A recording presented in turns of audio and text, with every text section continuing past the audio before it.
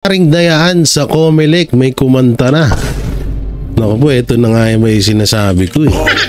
Talagang may ano dito, may puputa, may kakanta at may kakanta rito sa nangyaring to. Ito nga daw, no, yung halalan ay talagang matagal na po daw na planado ni Marcos Jr. Sabi dito sa bidyong to, hindi ko sinabi yan ha. Baka ano na naman isipin nyo. Oo, at ayun na nga no, palala ang usapan at debate dito sa nangyaring dayaan sa nangyaring halalan. At ito nga ang pinakamalupit dyan, nagre-request po ang mga kandidato at ibang mga netizen. Tutusin sa 100% na populasyon dito sa Pilipinas, siguro mga nasa 90 to 80% pong nananawagan ng manual counting, manual na bilangan. Sige, Tagalogin ko na, nahihirapan ako sa English eh. Nahihirapan ako sa English at Tagalogin ko na lang ha. Oo, at ayun nga, isa nga doon si Pastor Apollo Siki Buloy sa mga nagre-request na ito ay talagang simulan na magkaroon ng manual na bilangan kasi nga talagang marami yung lumalabas at may mga ipapakita din tayong mga video at picture na katibayan na talagang iba ho yung naging resulta ng automated machine, boat machine no, na yung ginamit ng Comelec sa nangyaring halalan. At ayun nga no, dito nga ay talagang porsigido ang ibang mga kandidato na hindi makapaniwala sa kanilang mga boto dahil nga ay talagang may nangyaring dayan. At yan po yung pag-uusapan natin ngayon at isa na dyan, talagang may nilabas na ho na ebidensya na isang litrato papatungkol dito sa nangyaring dayaan na to. Ang tanong lang ho dito, sino ba talaga ang talagang humahawak or nagmamanipula ng nangyaring dayaan nung dumating yung halalan? Yan yung mga pag-usapan natin. Grabe to ha. Talagang ano, at ito pa pala no, yung nga pala, sabihin ko na rin pala dito sa vlog ko na to, na ang Banateros Brothers ay may gagawing panibagong misyon. So ano ba yung mission na yon? Yun po ay yung babalikan po namin lahat ng mga barabarangay at mga lugar sa iba't ibang panig ng Pilipinas na mga napuntahan ho namin nung nangangampanya po kami sa Duterte senatorial candidate, especially to kay Pastor Apollo Siki Buloy. Ipapakita ho namin kung gaano talaga maging isang leader at lahat ng mga ipinangako ni Pastor na tulong at mga kailangan na tugunan na pangangailangan ng mga kapwa nating Pilipino ay talagang gagawin ho namin. Abangan nyo ho yan. Alam nyo, habang patagal na nakikilala ko to si Pastor, aminado naman kayo at alam nyo na isa kami sa mga Banateros na isa sa mga naging kritiko or tinatawag na talagang bumabanat kay Pastor noon. Pero ngayon at nung panahon na rin yun na naliwanagan kami at hanggang ngayon ay patuloy po kaming pinapabilib ng taong ito. Tututusin yung pagkatalo ni Pastor bilang, sa tutusin hindi naman talo kasi nga meron nangyaring dayaan eh. Yung hindi pagpasok ni Pastor sa Magic 12 bilang senador, hindi naman talaga big deal sa kanya yun. Hindi ho big deal sa kanya yun. Sa totoo nga lang parang wala nga lang sa kanya yun eh. Kasi nga itong si Pastor, simulat noon pa man, at alam din ng mga Duterte yan, na itong si Pastor ay tumutulong na ho yan sa mga kababayan natin na kahit hindi pa po siya tumatakbong senador. Diba, palagi niya nga hong sinasabi na ang politiko ay para sa kanya ay isang basura lang. No, parang kinandidirian niya to, pero pinasok niya to dahil sobra na ang nangyayaring kawalangyaan at kawalang progreso ng ating gobyerno. No, ayun yung nakita niyang dahilan at yun nga, yung isinusulong niya na zero corruption, ayun yung isa sa mga nagtulak at yung pagdagsa ng droga at krimen dito sa Pilipinas, isa yan sa mga nagtulak. Lalong-lalo na sa Team Duterte, sa Duterte senatorial candidate at kay Pastor para tumakbo sila bilang senador. Yun nga lang, may nangyaring hokus-pokus, minekos-mekos ng COMELEC yung nangyaring halalan. Kaya itong ibang mga netizen talagang hindi na po nakapagpigil. Sa totoo ito, pakita ko na agad sa inyo at maaga pa yung sinasabi kong talagang obvious po na nangyaring dayaan, no? Kaya may kita nyo dyan sa screen, number 1 po sa candidate. Ito po si Go ang number 1, number 2 si De La Rosa, number 3 si Marcoleta, number 4 Jimmy Bondoc, number 5 Lambino, number 6 Rodriguez, number 7 Hinlo, number 8 Philip Salvador at number 9 Kerubin, number 10 si Pastor Apollo Siki Buloy, number 11 Hunasan, number 12 si Bosita. So ito po yung mga talagang pinapakitang mga ebidensya ho ngayon na hindi ho may paliwanag ng COMELEC. Na bakit dito nangunguna ang Duterte senatorial candidate, pero ang nangyayari ang nangyari sa talagang sa manual sa counting machine ng COMELEC biglang nagkaganon. At marami pang ibang diferensya, yun pa nga yung dagdag bawas. Yung mga nangyari pang iba't ibang tawag dito na iba't ibang mga anomalya na nangyari na nabisto ng taong bayan. So isa po ito, no, isa po yung picture na yan sa mga patunay. Kita nyo dito po si Amy Marcos is number number 39. Si Lacson, number 33, 48, 66 Villar. So sa madaling salita, dito po, pasok na pasok po. Si Doc Mata lamang ang umabot po ng, hindi siya pumasok ng top 12. Pero aminado ko na mas dihamak na, kapiranggot lang naman ang advantage ni Colonel Busita sa kanya. So kayang-kaya niya pa talaga yan kung talagang binilang lang gusto. Tsaka ito pa isang kagaya ng pinost ni Boss Dada. Kung sa 18 million po ang ban o sinatawag na nabasura ng mga boto, ang tanong dyan, paano na lang kung yung 18 million na yon kay Pastor Apollo Siki Buloy yung 18 million na binan ng COMELEC? Kasi nga may mga nangyayaring senaryo na overvoting kahit naman na 10 lang yung inilagay tapos nag-overvoting pagdating sa machine. So pangalawa, hindi yun problema ng tao, hindi problema ng botante, problema po ng COMELEC yun dahil bakit nag-overvoting pero hindi naman overvoting doon sa balota. Yan pa yung isa sa mga nirereklamo ng iba na bakit nasisisi yung mga botante. Bakit yung mga botante yung sinisisi sa mga ganitong senaryo kasalanan ng COMELEC yan. Biruin nyo po 18 million yung yung mga nabasurang boto gasino po yung 18 million na yun, pasok ang isang senador doon. Sabihin na natin na syempre yung 5 million mahirap sa amin mahina ako sa sa mathematics. So 5 million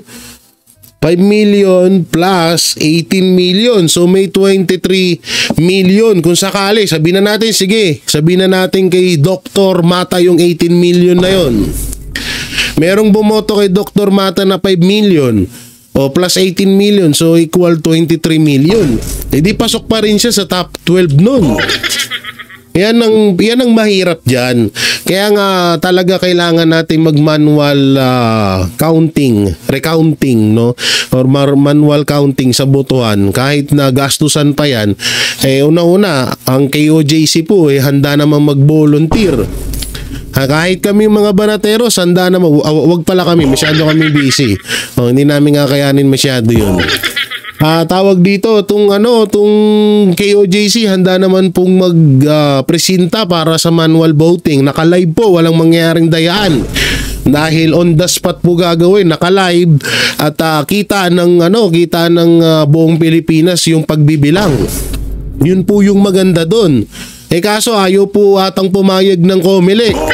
Kesyo dapat daw magpataw daw ng panibagong batas daw para doon. Una-una yung online voting nga na ginawa nyo sa mga OFW, wala namang batas yun. Hindi nyo muna inantay na ma-approve yung batas bago nyo pinapatupad. Tapos ngayon bigla nyo kaming hihingian na kailangan patawan muna ng batas yan, kailangan lagyan muna ng batas yan bago nyo ituloy, bago nyo gawin sa amin or bago nyo hingiin at bago namin ibigay. Kalokohan nyo yun, ha? Parang gumagaling ako mag-vlog. Hindi ko alam bakit. No, ganyan talaga siguro pag in love eh. Nakita niyo sinabi ko ganina, ang haba nun ha. So yun na so dito naman tayo sa video na kung saan ay talagang pinatunayan nila na merong nangyaring dayan. So ito panoorin po natin ang sinabi ni Attorney Glenchong. Maalala nyo po si Attorney Glenchong, isa po ito sa nagbulgar na may nangyari talagang dayaan sa Smartmatic nung nagkaroon ng halalan. At kung ano nga ba yun, ayun yung po yung nangunguna na bali meron na pong 32 or 31 million votes si BP Sara at si Marcos Jr. ay nasa 20 million pa lang. Ang ginawa po, dinaya, parang hinabol para hindi daw kahiya-hiya etong si Marcos Jr. sa pagdating sa botohan. Kaya ang ginawa daw, dinaan sa Smartmatic, tapos ayan na. So ito, pakinggan natin yung binulgar ni Attorney Glenchong. Ano bang title nito? Tingnan nga natin. Ang title niya, "Diyan may kita ang pandaraya." Yan, panoorin po natin to. The best way that we can determine kung may daya is sa numbers, sa statistics. Tulad nitong ginawa ninyo ngayon. Pinakita ninyo, uniform si Pastor Kibuloy 42 across a large number of places. A large number of places. No, uniform, number 42. Attorney, is that believable? No. That is statistical improbability. Hindi gawa ng tao yan. So dyan nakikita ninyo ang badges of fraud. Dyan nakikita ninyo ang smears, ang smudges ng pandaraya.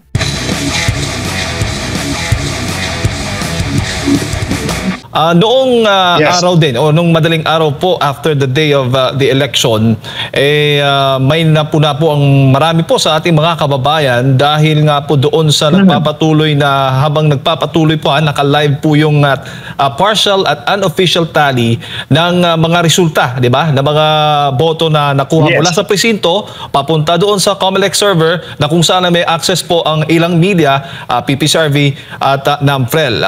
Dito tayo sa naganap nga ng madaling araw na yan, mga around 1:38 kung hindi ako nagkakamali, nasa 26 more than 26 million votes pa yung nakikita natin doon. Halimbawa na lamang yung nanguna si Senator Bongo.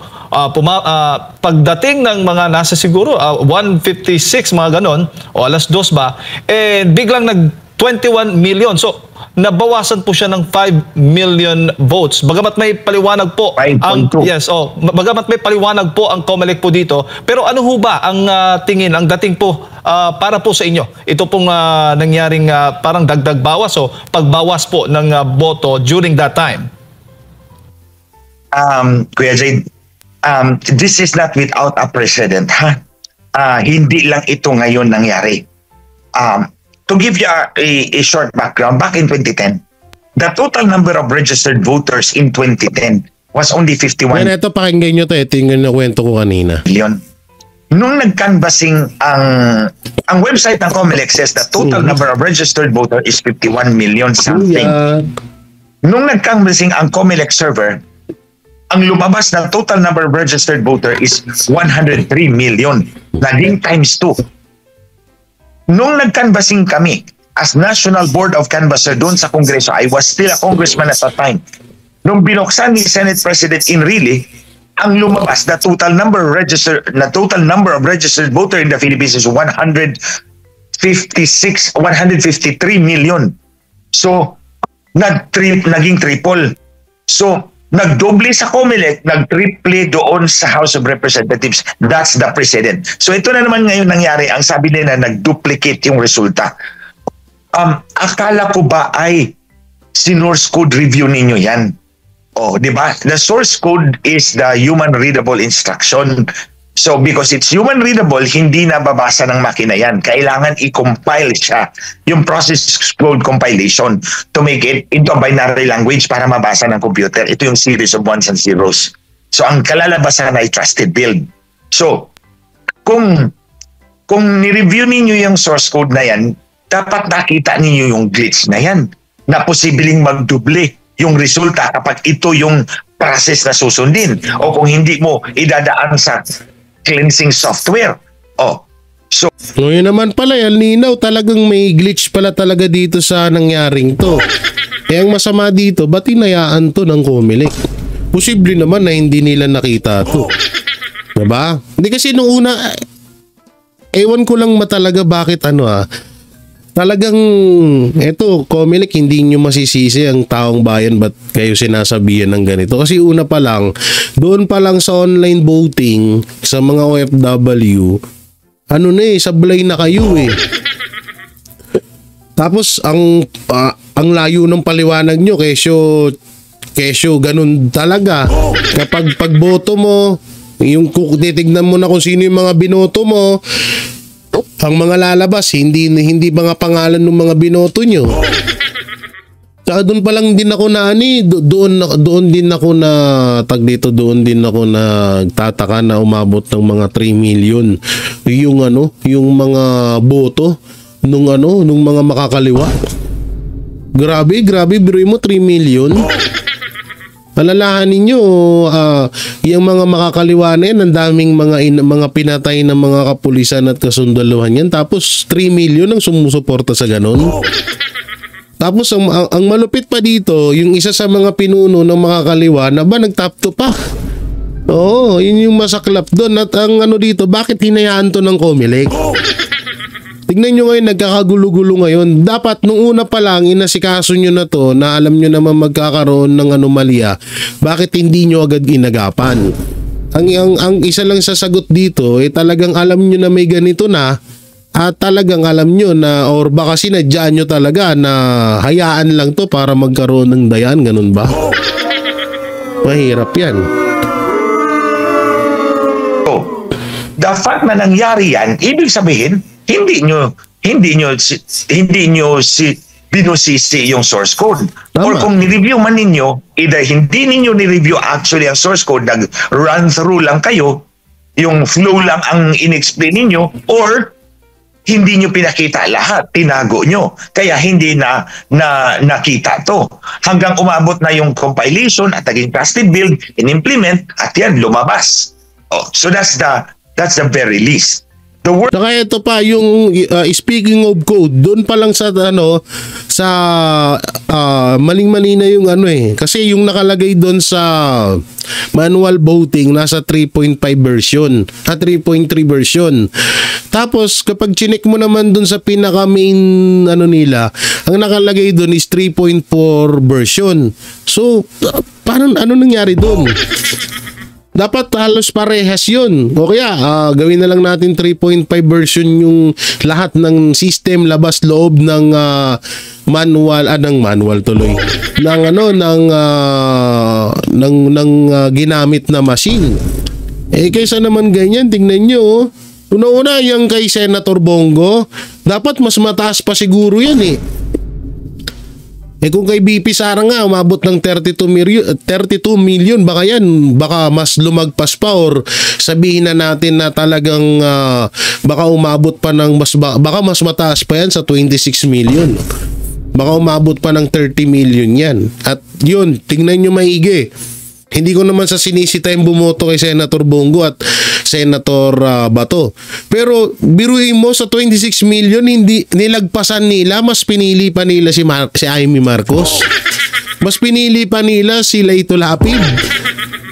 Mas pinili pa nila sila Kiko at Bam Aquino.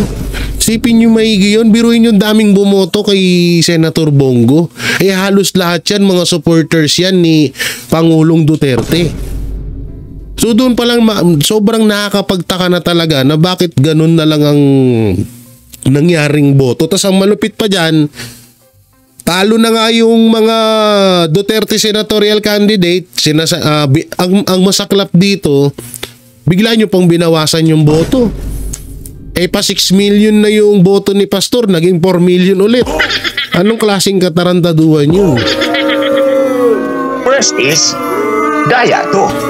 The worst is Daya to. And then I think the COMELEC has not been able to credibly explain it. Ito na lang, Jade, mga boss, mga kababayan, wala talagang eleksyon na walang controversy. Mula pa noong 2010 hanggang ngayon, walang automated election ang COMELEC na walang kontrobersya. Itong 2022, ito yung single IP address, thousands of precincts. 2019, namatay yung transparency server ng alas 6 ng gabi, bumalik alas 2 ng umaga, tapos na ang bilangan. Magic na rin. Sa 2016, kinalikot yung transparency server. Sa 2013, yung digital line lumabas. Sa 2010, yun, ni-recall ang CF card kasi hindi tama ang bilang ng mga makina. Saan ka? And we're spending billions of pesos. Ito ngayon, this is the most expensive election. We spent close to 40 billion or a little more than 40 billion pesos siguro. All in all, 18.2 billion rental lang ng makina. And this is what we got. Saka ito pa isa dyan. Baka yung mga tangatang basher dyan, may tanong na naman. Sabi nila, magkano naman binayad? So sa pagbayad sa mga ganitong gawain, hindi na natin alam yun. Siyempre, mahirap din magbintang. Pero kung iisipin nyo na lang, speaking of pera or bayad at binabayad, pera, gano'n na nga yun. Isa lang yun. Isipin nyo maigi yung 241 billion na budget na hanggang ngayon hindi nila may paliwanag. At yung 6 trillion na budget sa blank item na sa BICAM report na merong blank item na national budget in 2025 na nagkakahalaga ng 6 trillion pesos na hindi rin halos may paliwanag ng mga pumirma doon, asan na yung ngayon? So sa madaling salita, talagang kaya pala minadali din yung yung BICAM report na yon, na kahit alam na nilang may BICAM report dahil yun nga yung yun yung dahilan nila na kailangan daw madaliin yun kasi nga national budget daw yun in 2025. So magtataka ka, may mga palpak pala doon kasi nga may blank item, may mga blanco na pinirmahan. Bakit nila pinirmahan yun na may blanco? So sa madaling salita, kaya nila pinabilis yun kasi nga may gagamitan sila ng pera. Yun pala siguro. Yun na siguro talaga yun. Kasi wala naman tayo ibang watod na lang niya. Sige, sabihin na natin. Yung PhilHealth budget na 63 billion. Maharlika pa, GSIS, SSS. Ano pa yung pinakamalala pa, yung flood control na pinagyabang pa nga ni Marcos nung SONA niya yun. 5,500 na flood control na hanggang ngayon hindi rin nila maipaliwanag kung nasan na. Nagkakahalaga po yun ng 500 billion. Bali sumatotal na sa 500 billion po, bali nasa 1.4 billion per day ang gastos ng mga flood control. Kaya hanggang ngayon hindi pa rin may paliwanag yun. Asan na yung pera na yun? Laki-laki po nun, billion po yun yun pa nga lang hindi na nila mapaliwanag, billion. Paano pa yung 41 billion sa BICAM report at yung 6 trillion sa BICAM report? So paano na? Kaya nasabi ko nga sa inyo, alam nyo nga ako na nag-iinip ako. May isang senador na inoperan. Hindi ko wala akong babanggitin kung sino yung nag-offer na yun. Bahala na lang kayo dyan sa comment section kung ano yung isipin nyo. Alam nyo yung tumatakbong senador na yun, inoperan siya. Sabi nung nag-offer sa kanya, Kung ikaw ay gusto mong makakuha ng spot or mapabilang sa Magic 5, kailangan mo tong gawin. Kailangan mo tong bilhin. Magkano lang naman? 400 million lang naman. Laking pera, no? Dami nilang pera. Ako di pa ako nakakahawak ng 1 milyon eh. Oo, barya-barya lang ako eh. Ano tong mga politiko na tong ngayaman? Di pa kayo magkamatay.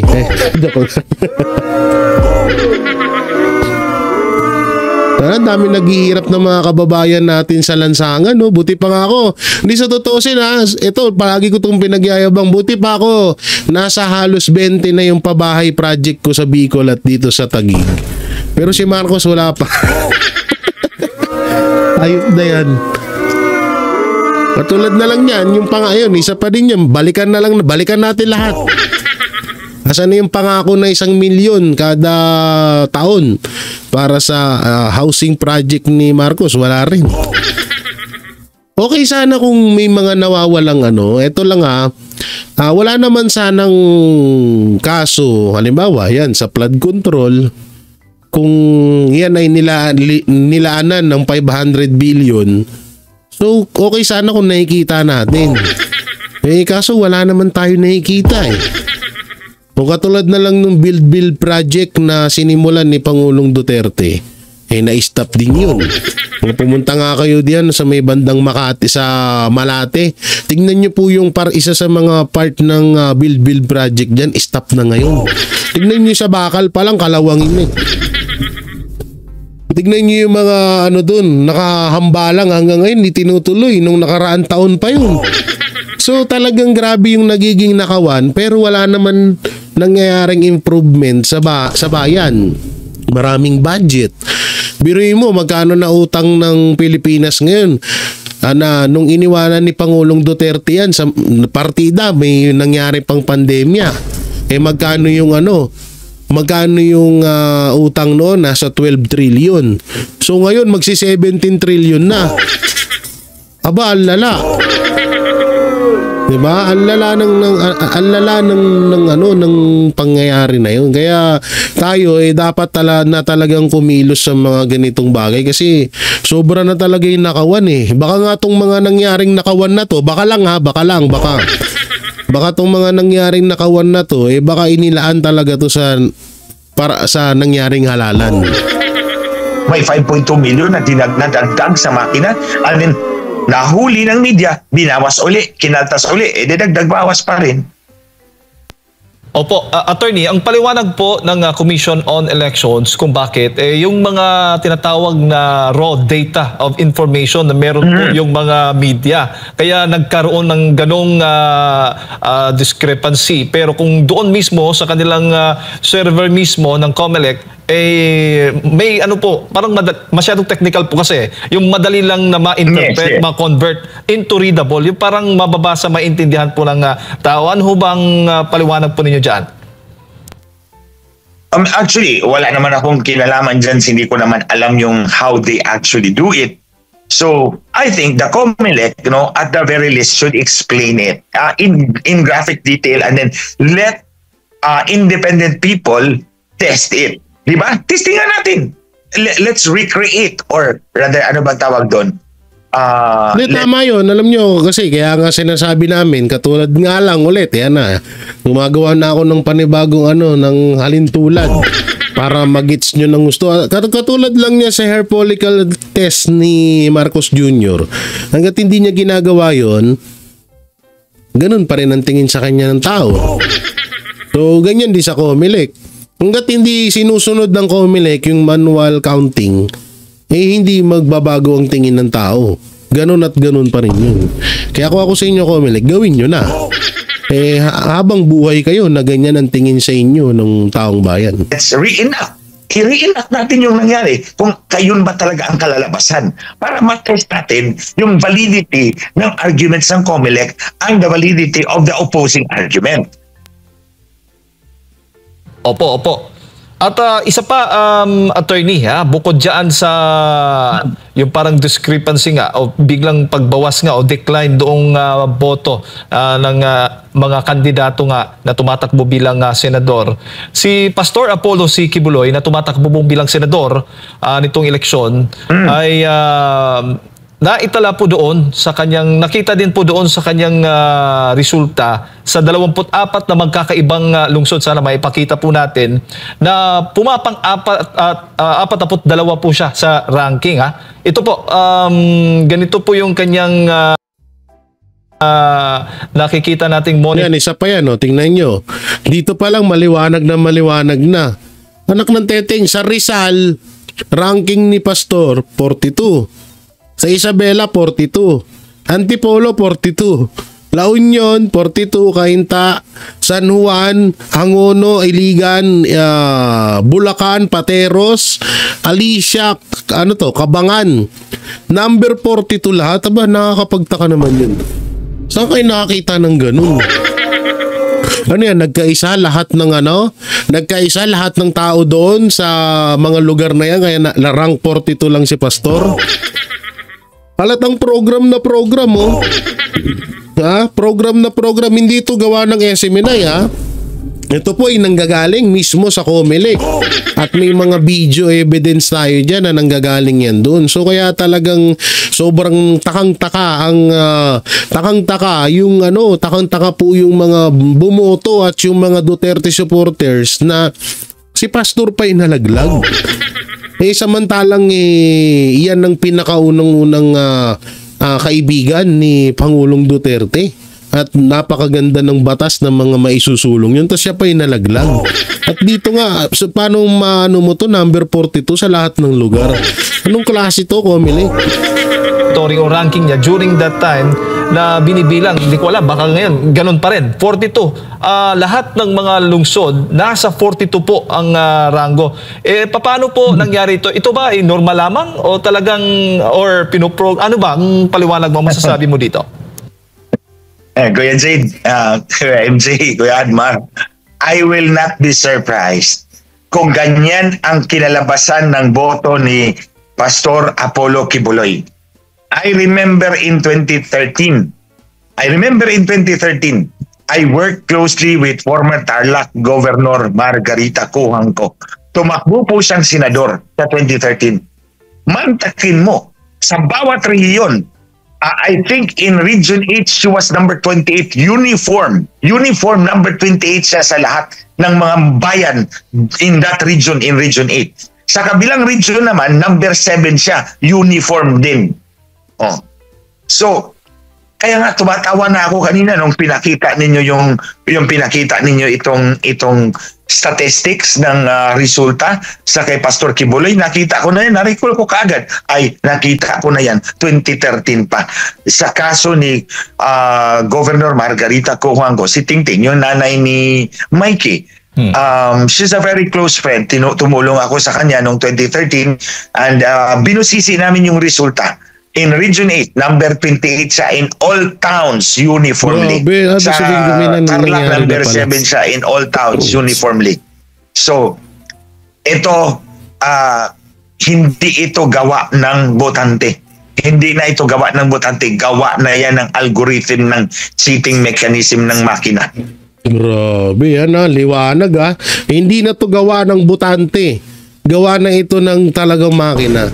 Hindi pa nga, baka talaga nakaprogram na. Hindi, alam nyo, ito suspecha ko yung number 2 ni Bam, si Bato de la Rosa yun. Number 3 kung hindi si Marcoleta, si Pastor Apollo, si Quiboloy yan. Dito to yan, yung mga yung lahat yan na parang pinalitan lang ng mga muka. Tsaka ito pa, yun pa pala, speaking of mga muka.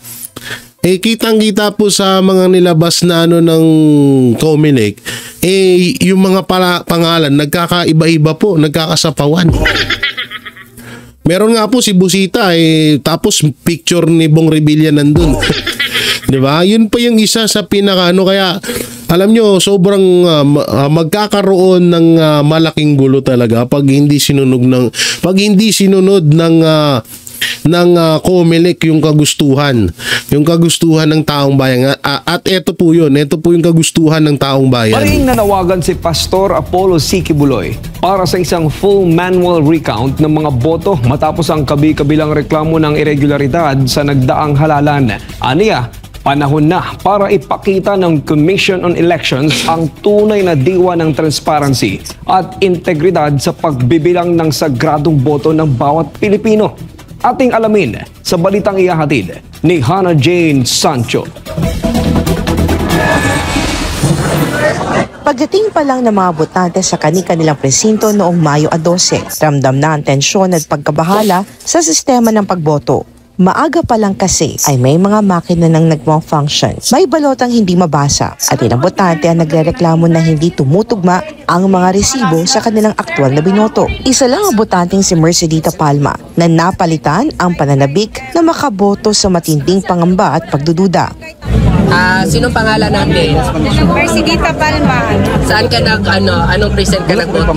Sa 3655M. Okay, saan yan? Anong barangay? Barangay Tamayo. Sino yung binoto mo?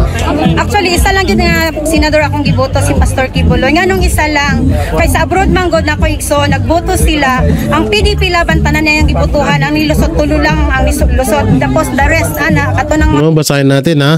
PDP laban lang ang lahat ng binoto niya. 3 lang ang pumasok at yung iba galing sa kabilang partido. Yan pa nga. O katulad doon yan, yung sa online voting po yan ha. Wala din po yan batas kagaya ng sinasabi ng COMELEC. Ang liwanag ko, ipapasok mo Duterte senatorial candidate o tinatawag na Duterte. So 10 po yun. Yun po yung inilagay dun sa boto nila. Ang lumabas lang 3 lang. Ang masama pa dito, yung iba sa kabila pang grupo. Mga kabila. Unya, dire, naniguro ko nga si Pastor, dili nila matanggal, kaya isa lang ka sa senador akong giboto. Ang pagtanaw na ko karon sa resulta sa ako ang resibo, naanay Erwin Tulfo. Nagyaw-yaw ko dito, nagwala ko dito. Si Erwin Tulfo daw yung lumabas. Nagyaw-yaw daw si nanay. Ang binoto daw si Pastor, si Erwin Tulfo lumabas sa nakantete. Ang lupit nyo, COMELEC. Tapos nga nung inana ang ilang ginabuhat na nagyaw-yaw ko dito na ako kana ilang machine na mga anomalya, mga binuang naka-program na. May sounds pa si may sound si nanay. Basahin na lang natin siguro. Okay. Pasok sa Magic 12 pero tila naglaho sa aktwal na listahan at mga kandidato naman na tila milagrosong nakapasok kahit hindi inaasahan. Ang mga insidenteng ito mas lalong nagpalakas sa panawagan para sa transparency sa bilangan ng boto. Isang matapang at diretsong panawagan ng binitawan ni Pastor Apollo C. Quiboloy. Tiyakin ang integridad ng nagdaang halalan. Sa post ni Attorney Israelito Torreon, tagapagsalita ni Pastor Apollo, binigyang diin nito ang pangangailangan ng isang full manual recount upang mawala ang anumang agam-agam sa naging resulta ng bilangan. Aniya, hindi biro ang mga reklamong natanggap mula sa iba't ibang bahagi ng bansa tulad ng mga makinang nag-malfunction, vote receipts na hindi tumutugma sa aktwal na ibinoto at mga boto na tila naglaho sa sistema. Paliwanag ni Atty. Torreon, malinaw ang mandato ng batas pagdating sa transparency ng halalan. Nakasaad sa Section 31 ng Republic Act 9369 na ang pagbibilang ng boto ay dapat na nakikita ng publiko upang matiyak ang tiwala ng bayan sa proseso. Aniya, panahon na para gamitin ng... yan naman pala, George Garcia. Anong kaso? Tingnan natin. Basahin natin ha. Anong yan? Ito, Republic Act number 9369. Na kailangan ay yung pagbibilang ng boto ay on the spot o kaya live. At nakikita talaga, kitang-kita ng publiko kung kung paano nyo binibilang. Liwanag. So, aniya, panahon na para gamitin ng COMELEC ang kanilang motu proprio powers upang maglunsad ng isang full manual recount para maalis ang lumalalim na pagdududa ng publiko. Kaya nga, we want to place this in proper legal perspective. Sa karami po kasi ng complaint, gusto sana ni Pastor na i-invoke yung motu proprio powers ng COMELEC, no? You know, Ipinunto pa ni Atty. Torion na hindi umano kinakailangan ng formal na petisyon upang magsagawa ng manual recount taliwas sa naging pahayag ng COMELEC. Anya, ang mano-mano bilangan ng mga boto ay itinakda ng batas. Particular na sa Section 31, Republic Act 9369 o ang Election Automation Law, pero hayagan itong binaliwala ng COMELEC. Wala rin naman anyang masama kung i-a-apply ang nasabing batas, lalo na't maraming reklamong inihain kaugnay ng katatapos na halalan. Ipinoto ni Atty. Torion na isang malinaw na mensahe ng transparency at justisya ang ipinapakita ni Pastor Apollo na ang sagradong boto ng bawat Pilipino ay dapat igalang at protektahan laban sa anumang anomalya. ang boto po ay sagrado. Yung power natin kahapon to choose our leaders only happen once in 3 years for local officials, no? And once in 6 years for national officials. Hindi takot si pastor na matalo, no? Pero may enough basis po siya na bakit po. Di alam nyo yung pinaglalaban ni pastor ngayon, hindi naman talaga to para sa kanya din eh. Kasi isipin nyo maigi, papakinabangan din to sa darating na presidential 2028 election. So may magaganap pa tayong eleksyon. Ngayon, kung mangyayari ulit yun, yung nangyari ngayon, abay, nakakatakot yun. Bukas sa makalawa, si Martin Romualdez na ang Prime Minister ng Pilipinas. Oh, yun na. Kaya nga itong ginagawa ni Pastor, para ho ito sa lahat. Hindi lang to para sa kanya, para ho ito sa lahat. No, tanggap niya po kung ano man yung talagang totoong desisyon. Hindi niya lang tanggap etong merong nangyaring ganitong sistema ng COMELEC. Mag-request siya ng manual counting kasi po yun po ang nasa batas. Sa precinct level yun po, pero hindi nasunod. And then para mawala yung agam-agam ng mga taong bayan, dapat natin gawain iyon kay para ma-determine talaga natin kung ano ang tunay na resulta. Binigyang diin din aniya ng mga panawagan ay para sa mga Pilipino para hindi masayang ang oras, pag-asa at tiwala ng bawat botante sa proseso ng demokratikong pagpili ng kanilang mga leader. Isang hamon ngayon ang ipinapaabot ni Pastor Apollo sa COMELEC, ipakita ang transparency sa publiko. Ayon sa yan na ang linaw, no? Ay, meron pa pala. Isang manual recount ang hinihingi ng sambayanan na isang hakbang upang mapanumbalik ang tiwala ng bawat Pilipino sa demokratikong proseso ng halalan. Umaasa ang marami ng diringgin ng panawagan ng butihing pastor para sa mas malinaw at malinis na halalan. Yan na, manual recap mga kababayan, no? So tutusin lang talagang sobrang kaming pinapaangan ito ni Pastor. Isang palakpakan muna yan. Grabe. At ayun ba, sana naman din sumuporta din lahat kagaya ng pagsuporta natin kasi kahit si Pangulong Duterte hindi siya satisfied sa nangyaring botohan ngayon. Ako na ho nagsasabi sa inyo, yung boto, yung laki ng boto ni Senator Bongo, dapat nasa babaan niya lahat yun, yung mga senatorial candidate ng Duterte. Yun talaga dapat ang mangyari doon, pero hindi. Iba ang nangyari. Tangina si Lito Lapid, ano bang ginawa niyang hayop na yan? Ay, sorry. Napapamura na naman ako eh. Mabait na ako, kamakailan lang na mga araw eh. Kasi may may tawag dito. Ang tawag doon, inspiration. Sorry. Okay, ngayon medyo bumabalik na naman ako eh. Kayo kasi, mga buwisit kayo. Di kasi totoo naman. Alam nyo, kailangan natin suportahan po yung panawagan ng KOJC. Hindi ng KOJC ni Pastor at ng mga netizen na magkaroon ng manual counting, no, na naka-live. Hindi yung katulad nito, una-una nasa batas yun. Ba't ayaw sundin ng COMELEC? Ano ba naman yung COMELEC? Pati ba naman yung batas? Gumagaya kayo sa administrasyon? Lahat ng batas dito sa Pilipinas, binabali nyo. Tangina, nag-ano pa kayo ng batas, tas di nyo rin naman susundin. Di tanggalin nyo na lahat ng batas para magkalabo-labo na.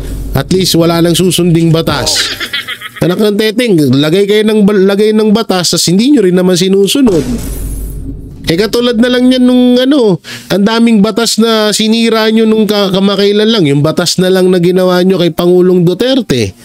Yung batas na ginawa, yung batas na meron dapat na batas na mapatupad sa ginawa nyo kay Pastor sa kay OJC. Okay, kay Pangulong Duterte dapat dinaan muna sa korte si Pangulong Duterte at hindi pa rin dapat kailangan ibigay sa Netherlands. Hindi dapat ibinigay sa mga dayuhan kasi nga pag ano yan nasa batas yan, nasa konstitusyon natin yan. So kung ganun man, alam nyo medyo nakakatakot na talaga, no? Hindi na nga sinusunod ng administrasyon yung batas ng Pilipinas na kung anong meron tayo dito. Hindi rin sinusunod ng COMELEC. So ano pa ba nga asahan nyo sa mga kriminal? Katwiran ng mga kriminal, yung Pangulo nga hindi sumusunod sa batas, kaya may pakaya. Kaya nga pang number 2 tsaka 3 ang Quezon at Maynila sa pinakamataas na krimen dito sa buong Asia. Yun po yung totoo doon, no? Kaya wala buri mo. Saka nakita isang PNP chief na sasabihin niya na hindi daw maituturing na addict ang isang tao lalo't nagtatrabaho kasi yung kaya daw tumitira yung tao na yun kasi nga pang pa-extend lang daw sa overtime nakang Teteng Marbil, Yuri mo, sa kayo nakakita lang yung first time in history sa Pilipinas yun na merong ganyang PNP chief. Siyempre, saan pa ba magmamano yan? Sino ba nagtalaga dyan? Sino bang ang namumuno? So kung panahon ni Duterte, ni Pangulong Duterte yan, tanggal agad yan. Ikaw ba naman, parang tinolerate mo na, sige magshabu ka lang kahit nagtatrabaho, hindi ka may tuturing na addict. Kasi nag-overtime ka lang So, diba, nakakatawa lang talaga isipin ngayon ang nangyayari sa Pilipinas. So yun mga banateros, mga kabiyaya, nung may kukomento nyo sa mga napag-usapan natin, pabor po ba kayo na magkaroon ng manual counting na live? I-comment nyo lang po dyan sa baba. At syempre, don't forget to like, share, comment, and subscribe sa ating YouTube channel.